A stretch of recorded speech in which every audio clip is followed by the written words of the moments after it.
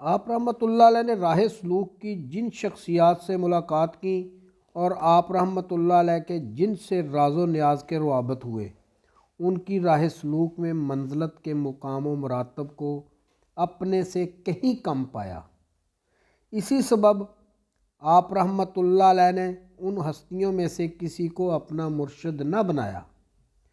30 سال کی عمر کے بعد ایک روز آپ رحمۃ اللہ علیہ شور کوٹ کے قرب و جوار میں ذکر فرما رہے تھے کہ ایک گھوڑا سوار ہستی آپ رحمۃ اللہ علیہ کو اپنے ساتھ بٹھا کر روانہ ہوئی۔ اس کے بعد آپ رحمۃ اللہ علیہ کی بیعت کرنے کا عمل وقوع پذیر ہوا۔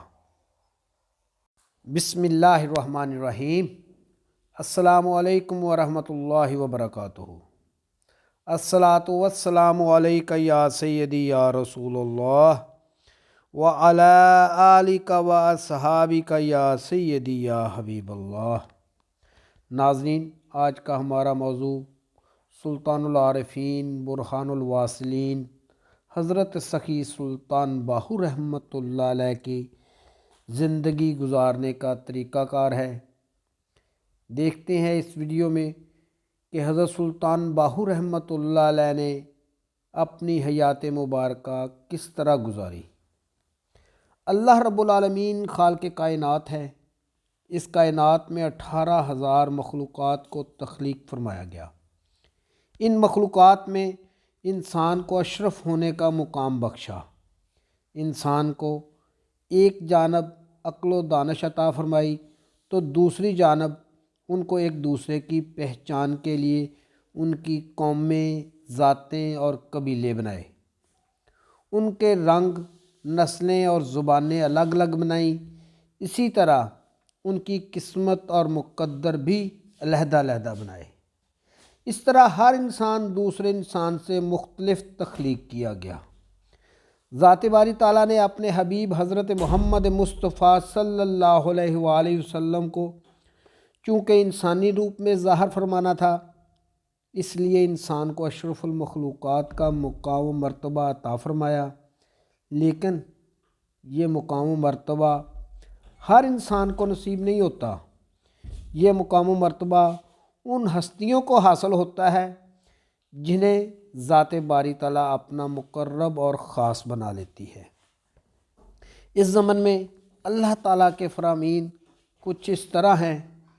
پارہ نمبر 2 سورہ البقرہ آیت نمبر 105 میں رب ذوالجلال کا فرمان عالی شان ہے، واللہ یختص برحمتہ من یشاء، اور اللہ جس کو چاہتا ہے اپنی رحمت کے لیے چن لیتا ہے۔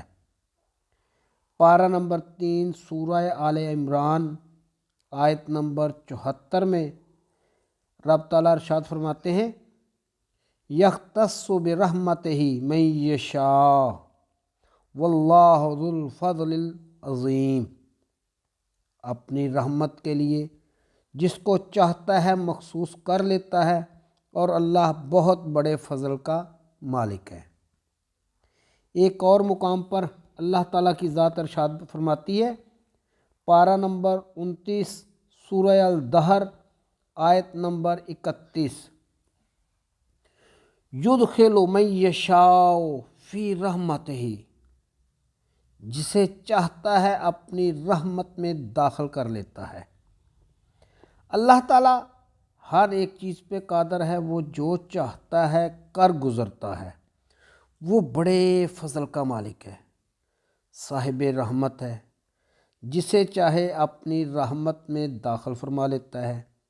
ذات باری تعالیٰ نے اپنی مرضی سے حضرت باہو رحمۃ اللہ علیہ کو نہ صرف اپنی رحمت کے لیے چن لیا بلکہ انہیں اپنی رحمت میں داخل بھی فرما لیا۔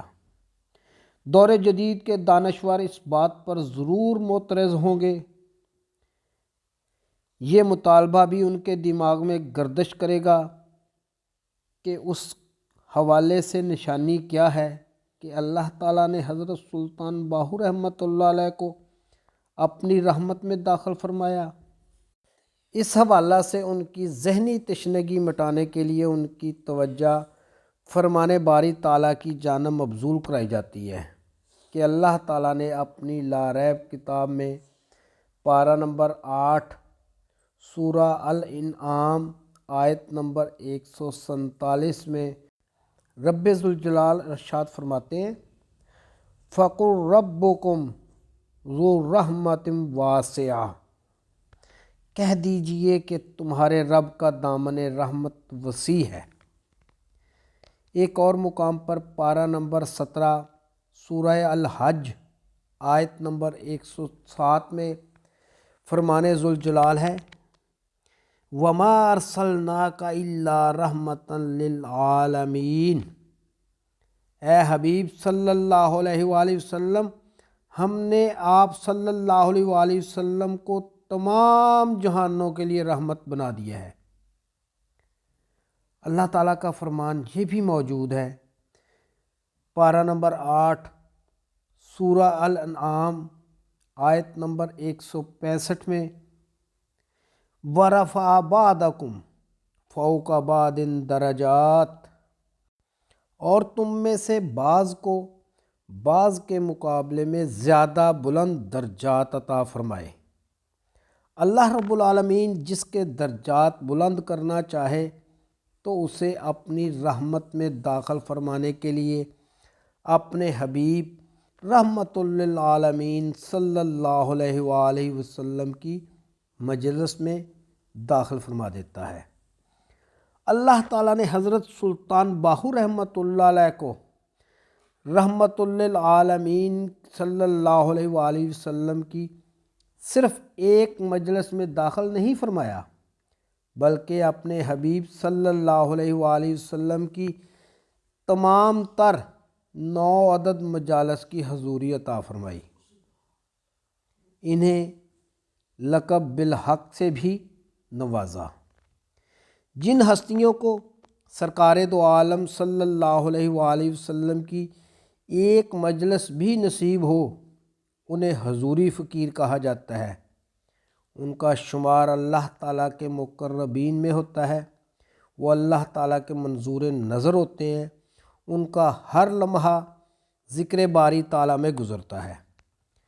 ظاہری آنکھوں کے علاوہ ان کے دل کی آنکھیں بھی کھلی ہوتی ہیں، وہ ظاہری آنکھیں بند کر لیں تب بھی دیکھ رہے ہوتے ہیں، اور وہ کچھ دیکھ رہے ہوتے ہیں جو ظاہری آنکھیں دیکھ ہی نہیں سکتی۔ حضوری فقراء کے شب و روز تصور اسم ذات میں گزرتے ہیں۔ عام انسان اور حضوری فقراء کے اسلوب حیات میں زمین و آسمان کا فرق ہوتا ہے۔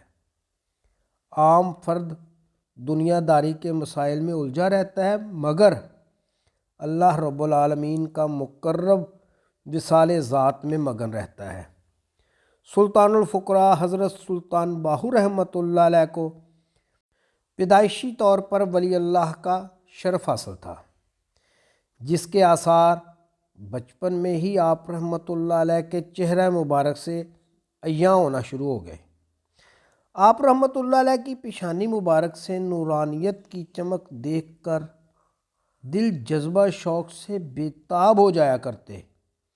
غیر مسلم تو آپ رحمۃ اللہ علیہ کا چہرہ مبارک دیکھ کر کلمہ طیبہ پڑھنے لگتے۔ محمد عظیم بٹ ایک کتاب میں لکھتے ہیں کہ آپ رحمۃ اللہ علیہ کا بچپن نہایت پاکیزہ تھا۔ آپ رحمۃ اللہ علیہ کو کبھی کسی نے اوائل عمری میں دنیاوی معاملات یعنی کھیل کود میں دلچسپی لیتے نہیں دیکھا تھا، بلکہ اس عمر میں جب آپ رحمۃ اللہ علیہ کی عمر کے بچے کھیل کود میں مشغول رہتے تھے، آپ رحمۃ اللہ علیہ اللہ تعالیٰ کی عبادت میں مشغول ہوتے تھے۔ یوں لگتا تھا کہ جیسے دنیا کے دھندوں سے آپ رحمۃ اللہ علیہ کو قطعی کوئی سروکار نہ تھا، اور نیک بختی، کامیابی اور روحانی ترقی کے آثار آپ رحمۃ اللہ علیہ کے پاکیزہ دامن میں بندھے ہوئے تھے۔ سید احمد سعید ہمدانی آپ رحمۃ اللہ علیہ کے بارے میں کچھ اس طرح فرماتے ہیں، حضرت سلطان العارفین رحمۃ اللہ علیہ ان اولو العزم معلمین میں سے تھے جن کے لیے بڑے ہو کر مرشد کامل کے مقام پر فائز ہونا ازل سے مقدر ہو چکا تھا۔ خلق خدا کی ہدایت کے لیے استاد بننا کوئی معمولی کام نہیں، اس کے لیے اپنے اوپر کئی پابندیاں عائد کرنی پڑتی ہیں اور عام سطح سے بلند ہو کر زندگی بسر کرنا پڑتی ہے۔ حضرت سلطان باہو رحمۃ اللہ علیہ کو والدہ ماجدہ نے حکم فرمایا کہ کامل مرشد تلاش کرو۔ والدہ ماجدہ کے حکم کی تعمیل کرتے ہوئے آپ رحمۃ اللہ علیہ کامل مرشد کی تلاش میں ایک لمبا عرصہ پھرتے پھراتے رہے۔ آپ نے مختلف علاقہ جات کے سفر فرمائے، بہت سے صوفیاء کرام سے ملاقاتیں فرمائیں، کئی ایک اولیاء کرام سے مجلسیں ہوئیں۔ آپ رحمۃ اللہ علیہ کی بہت سے مرشدان کاملین سے ملاقاتیں بھی ہوئیں اور ان کے ساتھ راہ سلوک میں راز و نیاز کے روابط بھی ہوئے۔ کئی ایک اولیاء کرام نے آپ رحمۃ اللہ علیہ کے سامنے کشف و کرامات کے مظاہرے بھی کیے اور آپ رحمۃ اللہ علیہ نے جواباً ان کے سامنے اپنے کشف و کرامات کا مظاہرہ بھی فرمایا۔ اس طرح آپ رحمۃ اللہ علیہ 30 برس کی عمر تک مرشد کامل کی تلاش میں گھومتے پھرتے رہے۔ آپ رحمۃ اللہ علیہ نے راہ سلوک کی جن شخصیات سے ملاقات کی اور آپ رحمۃ اللہ علیہ کے جن سے راز و نیاز کے روابط ہوئے، ان کی راہ سلوک میں منزلت کے مقام و مراتب کو اپنے سے کہیں کم پایا۔ اسی سبب آپ رحمۃ اللہ علیہ نے ان ہستیوں میں سے کسی کو اپنا مرشد نہ بنایا۔ 30 سال کی عمر کے بعد ایک روز آپ رحمۃ اللہ علیہ شور کوٹ کے قرب و جوار میں ذکر فرما رہے تھے کہ ایک گھوڑا سوار ہستی آپ رحمۃ اللہ علیہ کو اپنے ساتھ بٹھا کر روانہ ہوئی۔ اس کے بعد آپ رحمۃ اللہ علیہ کی بیعت کرنے کا عمل وقوع پذیر ہوا۔ سرور کائنات حضرت محمد مصطفیٰ صلی اللہ علیہ وآلہ وسلم نے حضرت سلطان باہو رحمۃ اللہ علیہ کو اپنی مجلس میں منگوا کر خود دست بیعت فرمایا، جس کے بعد آپ رحمۃ اللہ علیہ اکثر و بیشتر مستغرق فی الذات رہا کرتے۔ آپ رحمۃ اللہ علیہ کے قلم میں ذکر باری تعالیٰ ہر وقت جاری و ساری رہتا تھا۔ اکثر و بیشتر آپ رحمۃ اللہ علیہ جنگلوں یا ویرانوں میں جا کر کامل یکسوئی میں عبادت و ریاضت فرماتے، ذکر و فکر میں محو ہو کر قرب الہی میں مشغول رہتے۔ اس دوران آپ رحمۃ اللہ علیہ کو طعام کی حاجت بھی نہ رہتی، کئی روز اسی کیفیت میں گزر جاتے۔ ایک بار وادی سون کے علاقہ کلر کہار میں جب آپ رحمۃ اللہ علیہ درہ وحدت میں مستغرق ہوئے تو حالت سکر میں چلے گئے اور 1 ماہ گزر گیا۔ آپ رحمۃ اللہ علیہ نے نہ کھایا اور نہ ہی کچھ پیا۔ اس واقعہ کی مکمل اور دل کو سکون دینے والی داستان پہلے اپلوڈ ہو چکی ہے، جسے لفظ آہو باہو کے نام سے سرچ کیا جا سکتا ہے۔ آہو باہو کی داستان ایک ایسی داستان ہے جسے سن کر اپنے مرشد کریم لجپال حضرت سلطان باہو رحمۃ اللہ علیہ کے مقام و درجات کے ایک ایسے پہلو سے روشنی ملتی ہے جس کی مثال ملنا مشکل ہے۔ تو آئیے چلتے ہیں اپنے بقیہ موضوع کی طرف۔ قطعی طور پر ثابت نہیں ہوا کہ آپ رحمۃ اللہ علیہ نے روزی کی خاطر کوئی دنیاوی شغل کیا ہو، صرف اس قدر ہوا کہ آپ رحمۃ اللہ علیہ نے کھیتی باڑی کے ارادہ سے صرف 2 دفعہ 2 بیل خرید کر کھیتی باڑی شروع کی، لیکن ابھی فصل پکنے نہ پائی تھی کہ اسی صورت میں چھوڑ کر آپ رحمۃ اللہ علیہ نکل جاتے۔ چنانچہ بیل بھی جو چاہتا لے جاتا، کسی کے سپرد نہ کرتے، اور جذبات الہی میں ادھر ادھر کی سیر کو نکل جاتے۔ آپ رحمۃ اللہ علیہ جس جانب بھی سفر کرتے، خلق خدا کو ارشاد و تلقین فرماتے اور لوگوں کو روحانی فیض عطا فرماتے۔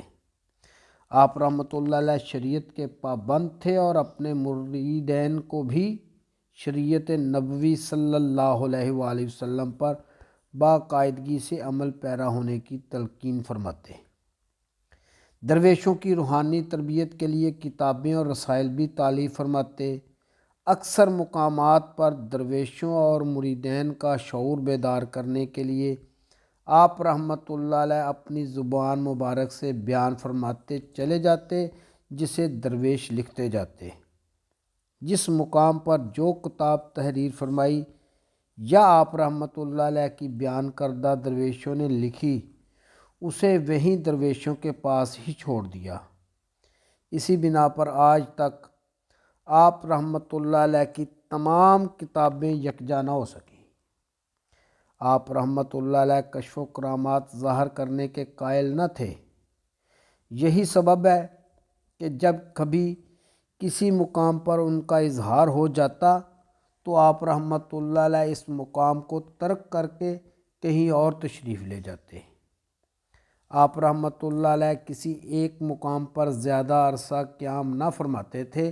آپ رحمۃ اللہ علیہ نے تلقین، رشد و ہدایت اور روحانی فیض کو عام کرنے کے لیے وادی سونس کیسر، ملتان، ڈیرہ غازی خان، ڈیرہ اسماعیل خان، لنگر مخدوم، حجرہ شاہ مقیم، سندھ بلوچستان کے علاقہ جات کے علاوہ دہلی تک کا سفر کیا۔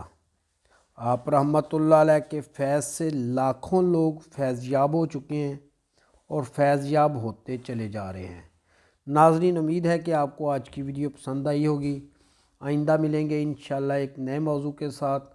اس وقت تک اپنا خیال رکھیے گا۔ اپنے میزبان خالد قمر کو اجازت دیجیے۔ اللہ حافظ۔